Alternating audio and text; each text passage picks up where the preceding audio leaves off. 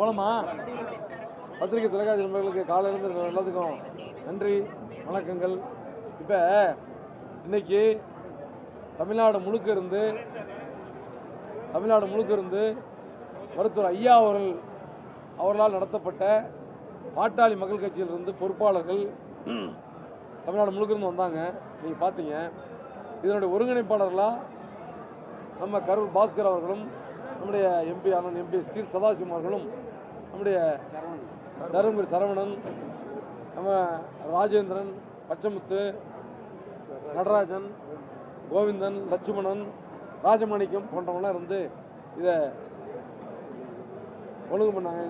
இந்த கூட்டத்துக்கான ஏற்பாடுகளை செய்தார்கள். இது என்னன்னா, பாட்டாளி மக்கள் கட்சி இவங்கெல்லாம் பல பேர் பேசுறதை பார்த்தா ஐயா அவர்களோடு இருந்தவர்கள் யாருமே அன்புமணியின் தலைமை ஏற்றுக்கொள்ள தயாராக இல்லை என்று தெரிவித்ததுனால இன்றைக்கு இந்த கூட்டத்தில் ஏகமனதாக ஒரே முடிவாக எடுக்கப்பட்டிருக்கிறது. இனிமேலும் திரு அன்புமணி அவர்களை தலைவராக ஏற்பதில்லை.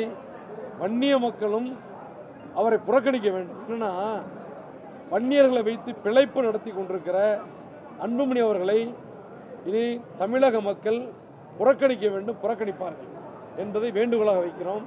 இன்னொன்று, இப்போ எங்களை பொறுத்தவரையிலே நாங்கள் யாருக்கும் எதிரானவர்கள் இல்லை. மற்றபடி எந்த முடிவு என்பதை நம்முடைய பொறுப்பாளரிடத்திலே கேட்டிருக்கிறோம். நீங்களும் பார்த்தீங்க. அந்த அவருடைய கருத்துக்களை ஏற்று அவர்கள் என்ன சொல்லுகிறார்களோ அந்த அடிப்படையில் நாங்கள் செயல்படுவோம், வழிநடப்போம். 37 ஆண்டுகள் மருத்துவர் ஐயா அவரோடு இருந்ததுக்கு இப்போ அவர் அரசியல் துறவரம் போடுறதுனால தான் இந்த மாதிரியான ஒரு கூட்டத்தை ஐயா பாமகவினர் கூட்டியிருக்கிறார்கள். இந்த கூட்டத்தில் நானும் ஒரு பார்வையாளராக தான் கலந்துக்கிட்டேன் தவிர ஒருங்கிணைப்பாளர்கள் இவங்கெல்லாம் கூட்டின கூட்டத்தில் நானும் கலந்துக்கிட்டேன். இது எடுக்கப்பட்ட முடிவை இங்கே உங்களுக்கு நான் சொல்லுவேன். ஆடி மாதம் விரைவில் வரும். ஆடி மாதம் இருக்குது, அதனால் விரைவில் வரும். அதான் அது சார். இப்போ நீங்கள் பார்த்தீங்க, அவங்கெல்லாம் ஒரு பேப்பர் கொடுத்துருக்காங்க. இந்த மாதிரி ஒரு பேப்பரில் எழுதி கொடுத்துருக்குறாங்க. அதை நான் ஆய்வு பண்ணி இல்லை கற்றுக் கொடுப்பேன். இதான் இல்லை இது அதான் ஒரு இது ஒன்று இந்த கூட்டத்துக்கு தலைப்பு வச்சிருக்காங்க, விட்டுருக்கிறோம். விரைவில் அறிவிப்போம்.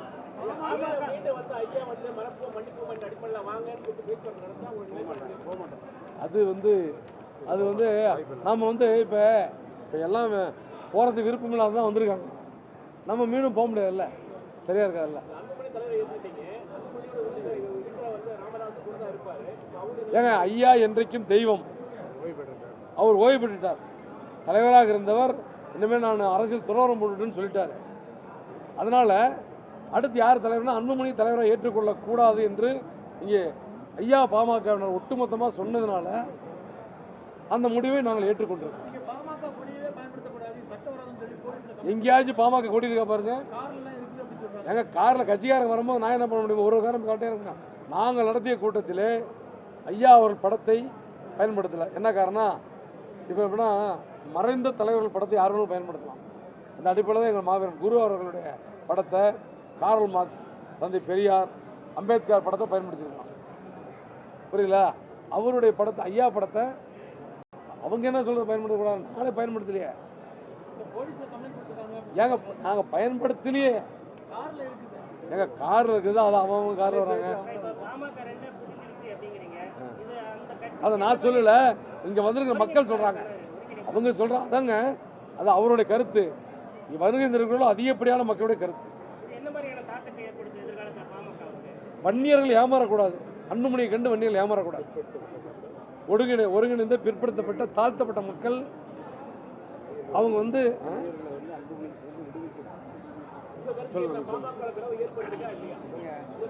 வன்னிய சமுதாயம் அன்புமணி அவர்களால் வஞ்சிக்கப்பட்டிருக்கிறது.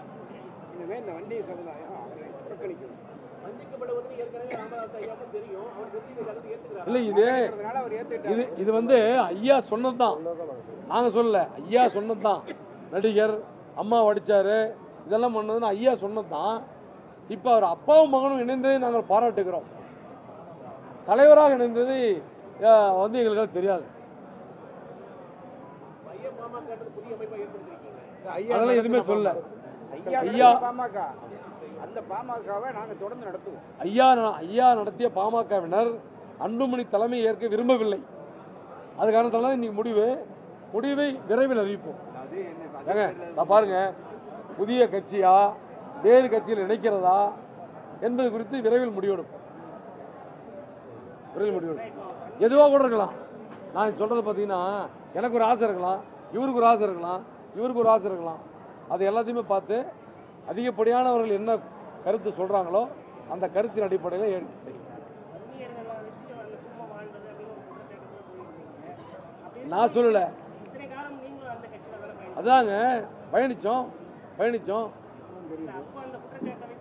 எனக்கு தெரிஞ்ச பேர் தானே பண்ண முடியும். இது ஐயாவும் அன்புமணி அவர்கள் பிரிந்த பிறகு ஐயாவே சொன்ன குற்றச்சாட்டு. ஐயா அவர்கள் நாங்கள் கடவுளாக நேசிக்கிற ஐயா அவர் சொன்னது தான்.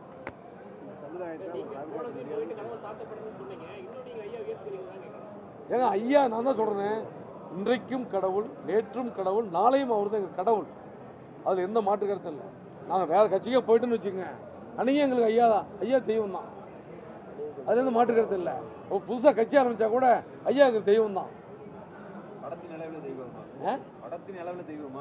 மனசில் அளவில் தெய்வம், மனதளவில் தெய்வம், இதய தெய்வம்.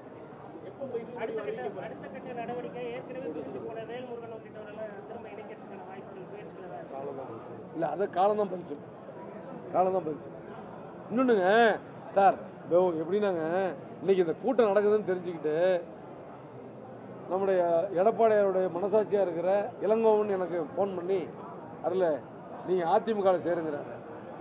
திமுகவிலிருந்து மிக மிக முக்கியமான பிரமுகர் ஒருத்தர் ஒரு வெளியிலிருந்து ஃபோன் பண்ணி என்னை தயவு செஞ்சு நீ திமுகவில் சேரதை பற்றி சிந்திங்கிறாரு. தாவேக்கால நாங்கள் சேரணும்னு சொல்லி சில பேர் சொன்னதன் அடிப்படையில் அந்த தாவேக்கால சேர்றதுக்காக சில பேர் முயற்சி பண்ணாங்க. அப்போ அன்புமணி அவர்கள் அவருக்கும் அங்கே ஜான் ஆரோக்கியசாமி அந்த அங்கே இருந்த சில பேர்த்தோட இருந்த உறவை பயன்படுத்தி தடுத்து நிறுத்தினார். இப்போ அவர்களும் அந்த கதவை திறந்து வைத்திருக்கிறார்கள். இப்போ எங்களுக்கு அழைப்பு இல்லைன்னு சொன்னால் இன்னும் அண்ணன் திருமாவளவன் என்கிட்ட பேசலை. ஆனால் எனக்கு உயிருக்கு உயிரான அண்ணா அவர்.